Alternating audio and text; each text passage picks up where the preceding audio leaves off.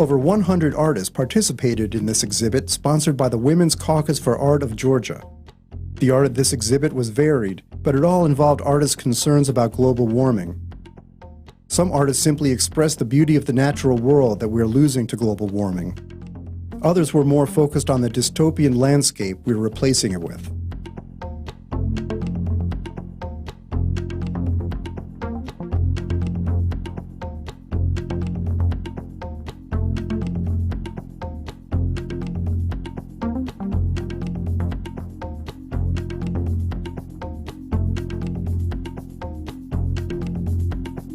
Callahan McDonough, on the left, is the chair of the Art and Activism for the Women's Caucus for Art of Georgia and the curator of the exhibit. Art historically has always made a difference, if you think about it. I don't know if you know Picasso's Guernica, but artists have always been involved politically. I was involved in the resurgence of the feminist movement in the 70s, and the art very much was about drawing attention to women having a voice, women having equity. The art is visceral and experienced by people and opens people to the other spheres of learning related to whatever social justice issue is being worked on. In this case, climate. This draws people's attention. They get an experience of what I had said when I put the call for art out is I wanted artists to think about either the beauty of the earth or the potential damage. I love the diversity because I think that people really did take my request when I put the call for art out about either celebrating nature or looking at what could be the dire circumstances we could end up in, which would be a world that is uninhabitable.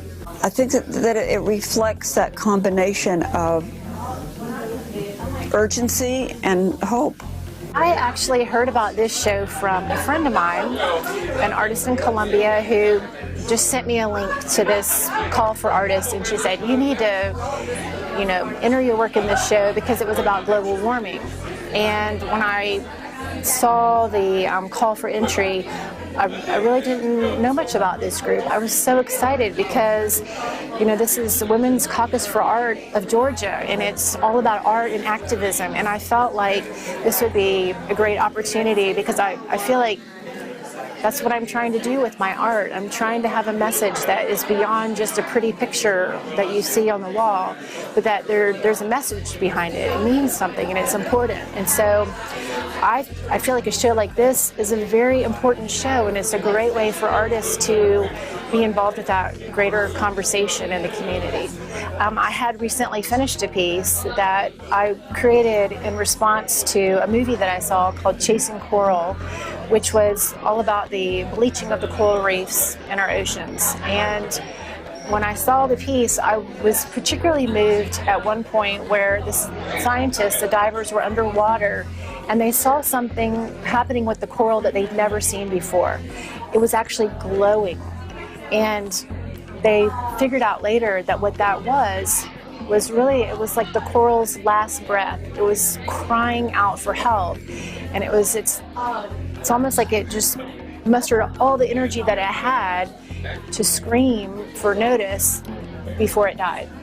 And just the realization that there is so much going on that I would just say, like, humanity, as we live our lives, busy, running around, doing things on the surface of our planet, there's a whole world going on in the ocean that we aren't even aware of most of the time. We have no idea that, there are coral that are dying and they need our help. And some of the things that we're doing are contributing to the problems that they're facing. So I was just very moved by that movie, and I wanted to create a piece.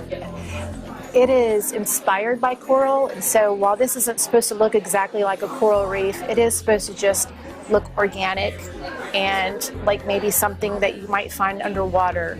And I wanted to incorporate light features, not so much as the screaming of the coral, as much as I think of light as a symbol of hope. And, I think that I think that we are going to solve all of these problems. I have great faith in humanity to do the right thing and to find answers and to solve problems. And so I would hope that people would look at this piece, and maybe if they come up close, they might be able to figure out what some of the objects are that I've used.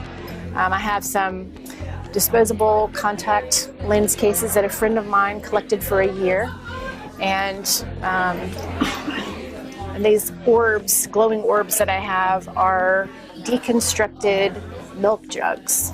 And so maybe when people come up, they won't know what it is at first, but hopefully they'll be able to figure it out and then step back and just see it as an organic form. I've been working with macro photography now for a good 10 or 15 years and have been gotten very interested in the small little world of trees. And when we walk through a forest, we walk by trees, we really don't see them.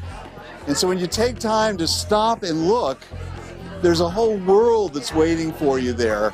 And so I'll often go out into the woods with my camera and tripod, and I'll spend half an hour with one tree. And so I feel like it's really connecting to the subtlety of what's already there. And so I'm really interested in patterns and in structure of lichen and in bark. You know, trees, lichen is actually impacted by pollution, and they are the bellwether for climate.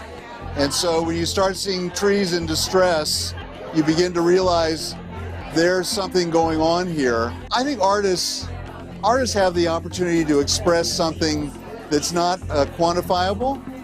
We know there's the science, we know there's all the data, but what does it mean to us as humans to be living in a world where we have the potential to become extinct, in which we are actually destroying our whole ecosystem? And I think artists have the opportunity to tell that story in a way, in a graphic manner, that affects us at a gut level, whereas a lot of the science reaches us in our head. But if we can connect to people to the images of what our world would be like, it awakens us to something we normally don't want to see or don't want to think about. The Hebrew Union College in New York City had a call for art for a show called Terra Infirma, which is the sick earth. So it was all about global warming and from a Jewish perspective, but a universal perspective.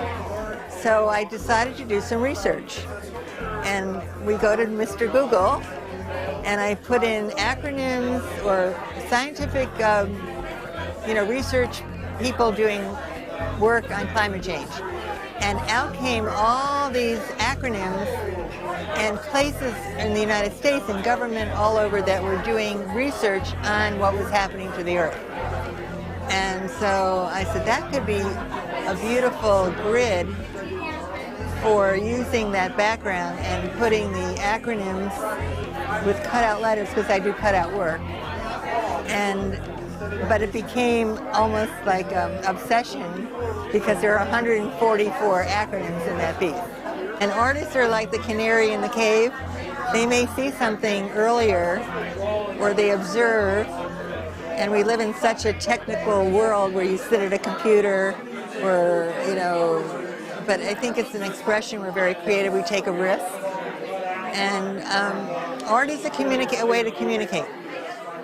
And so I hope that all the art in this show is, if you look at it, it's so different. There's no two that are alike. We're at the Georgia Perimeter College at this amazing show about global warming, Earth One. And I have so many friends who have pieces in this show, and this is such a powerful show about what's happening to the planet now and what has been happening to the planet. The pieces are powerful, big messages, very important messages, and there's sculpture here, there's art, there's photography, multimedia, and it's really, really well done. I think the beautiful thing about art, film, painting, all of it is that it can portray a world that doesn't exist at this moment. So it can show a world that used to be, it can show a world that exists right now, and it can show the potential of what could happen. And I think you'll find in the work here tonight, there's work that shows a potential of what could happen if things work out and we're able to do something and reverse, global warming. And I think there's pieces in here that are more pessimistic and show the horrors of what could happen if we don't take action.